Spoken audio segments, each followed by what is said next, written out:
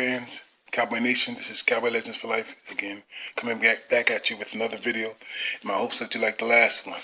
And so, with that, I'm going to get started with what you see here. Thank you. Take a look at these stats right here with Dak and the draft quarterbacks he came in with. And then I want you to take a look at the stats between Dak Prescott and the elites of the league, okay? And look at them for yourself. And I'm going by their first 3 years. I don't care what anybody say, because that's the way you're supposed to measure it. If you're going to measure a person, you don't sit there and tell you get the best of the years of the elite as opposed to a fourth round draft pick in his first 3 years. Suck my balls with that shit, man. I fucking hate this league, man. I'm not the league, but I hate the fucking talking heads, man. They make up any excuse to try to hurt the Cowboys. Not just Dak Prescott, but they hurt the entire Cowboy organization. They suck. As you can see for yourself, Dak Prescott's stats measure up not only to the draft that he came in with in 2016, but he also measured up pretty damn well with the first 3 years of all the elites in the league that you can see right here on the list. Okay, so don't let nobody tell you what Dak Prescott did or don't do.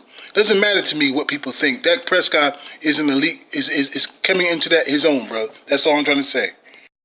Now, my synopsis about Sunday's afternoon's game was between the Cowboys and the Giants.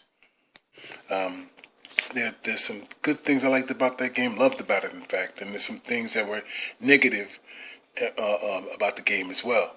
But some positive came out of that negative spot of the game.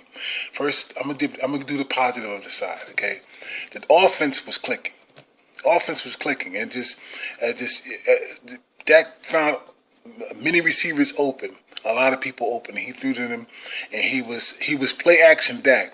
And I don't understand. This is the guy we've been looking for in the entire season, and they have him bottled up the way they did in nearly the entire season until Amari Cooper got there and all the other stuff. It's an absolute crime. It proves that coaching is just most important. Coaching is most important on a team, on a winning team. It's for a team to go further into the postseason if they make the postseason. Coaching makes the difference, okay? And so you have Jason Garrett, okay? He's going to stay. He's coming back. I don't desire him as a head coach for the Cowboys anymore because the guy proved himself unworthy of it. Until he does. He has proven himself an unworthy head coach of the Dallas Cowboys, or any other coach for that matter. Scott Linehan is a different story. Scott Linehan has never proven that he was a proven commodity in this league at all. Not when he was with Detroit, not with other teams, and especially with the Cowboys. Okay? Even though the Cowboys had winning games, winning seasons, even with Romo as well as Dak Prescott, okay, they have not gone further in anything. They have not had a solid game plan. Because, matter of fact, Romo being a great quarterback that he was, okay, had to change that game plan in the middle of the game, in the middle of a play or a possession. You know what I'm saying? Of a Linehan-based play. He saved Linehan's job for a number of years. Dak Prescott as well in 2016 saved both of their jobs. And saved their jobs again, actually, the following year. I don't know what to tell you. I don't know what to tell you guys, okay, except that you already know.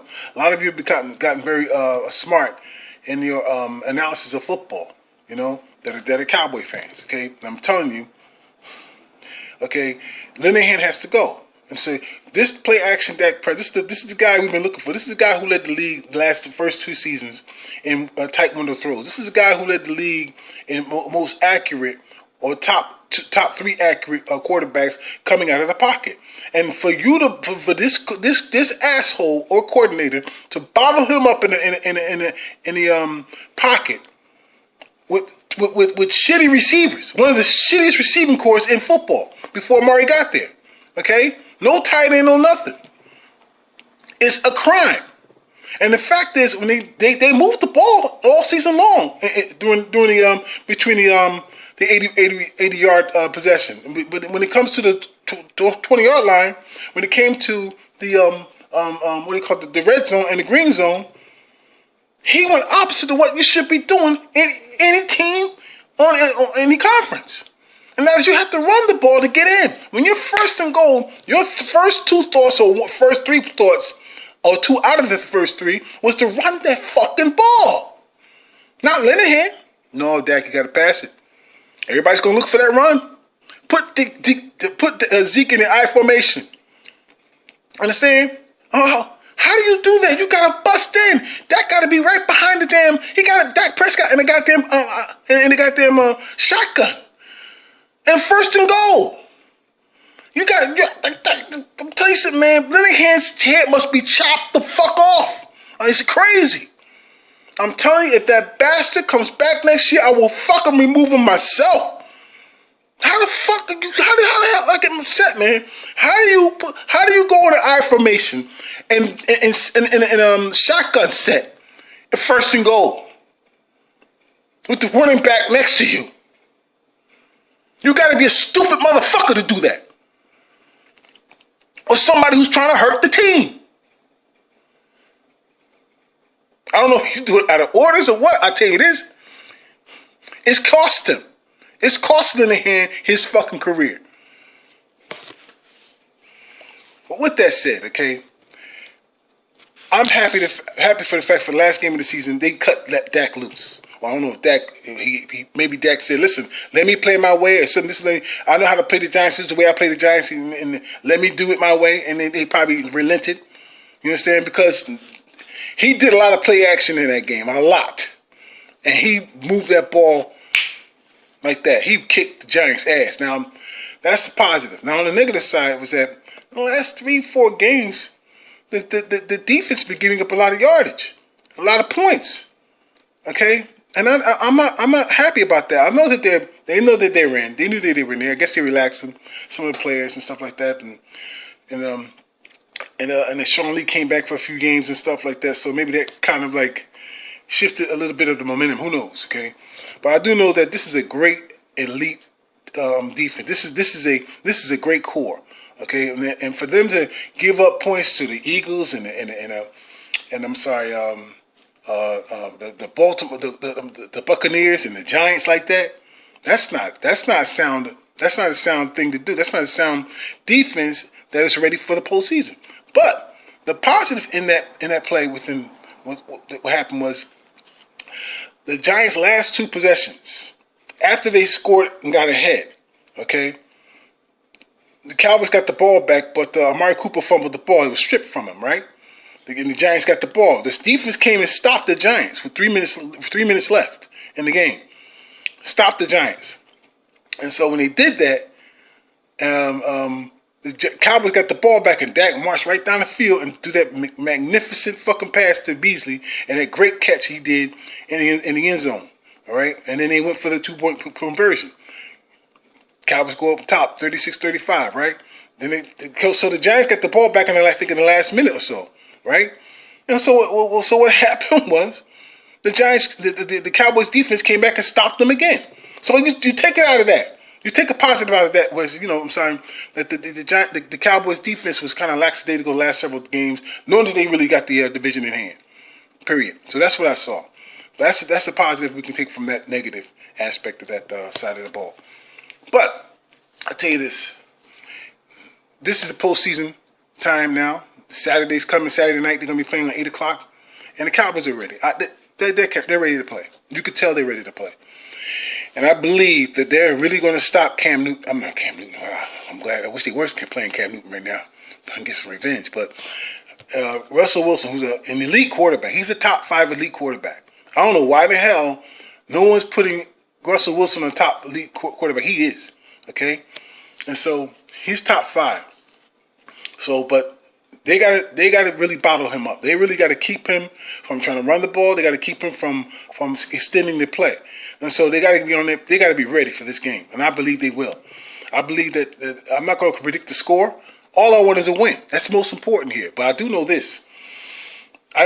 They need to really keep Russell Wilson in control, bottled up as much as possible. All right? They got a good running game. That's good. That's okay. And they got a good defense. They turn out to have a good defense. But as long as Dak Prescott and the Cowboys' offensive line holds up, Okay, as long as they have their game plan, and their game plan includes RPOs. The game plan includes play action pass, and plus, most importantly, they run the ball. Most importantly, first, they're a run first team, no matter what. Okay, they can beat the Seattle Seahawks with no problem. I mean, no problem. So as long as they stick to the game plan, as long as they stick to know what they need to do is to keep them from running the ball so well, and they force Russell to pass in that vaunted their backfield and start killing people. Okay, that's what's going to happen. So I'm hoping we can get some revenge in that game we lost. You know that Zeke played very bad in. He had a high yardage in that game. He did, but he made some bonehead mistakes where he had a touchdown pass, but he stepped out of bounds with nobody around him. That's what happens when you don't play in the preseason. That's what happens when you do shit like that. You get out, you start to play, and you're fat, and you got all fat around your body and shit, and you're slow. Even though he's an elite runner, right? But the thing is that he wasn't ready. He just wasn't ready that game. The first 2 games of the season. But he played. But you showed the resemblance of Ezekiel, what he can do in that game. But he fumbled the ball too, and another one he fumbled twice. In fact, I believe it was. It dropped the pass that was should have been caught. So he played overall. He played horrible. That really helped to cost him that game. All right, and the receiving core was atrocious. Nobody even dared to get open. It's like they were scared to get open. You go back and check the tapes to watch the game. They were atrocious. And how many times the ball went through Michael Gallup's hands and into someone else's? Matter of fact, Thomas got 2 interceptions, one from Michael Gallup's hands and one from also Blake Jarwin's hands. You understand? That's how he got his interceptions. So the Cowboys lost. Anyway. And that bad call too on Crawford when he sacked Russell Wilson. That was a clean sack. Fuck the rest, man. They could suck my balls. This is the worst officiating crew season I've ever seen in many years, man. Okay, so it's horrible. Anyway, so that's my point. But here's the thing I want to say is that I want to show you something here. Take a look at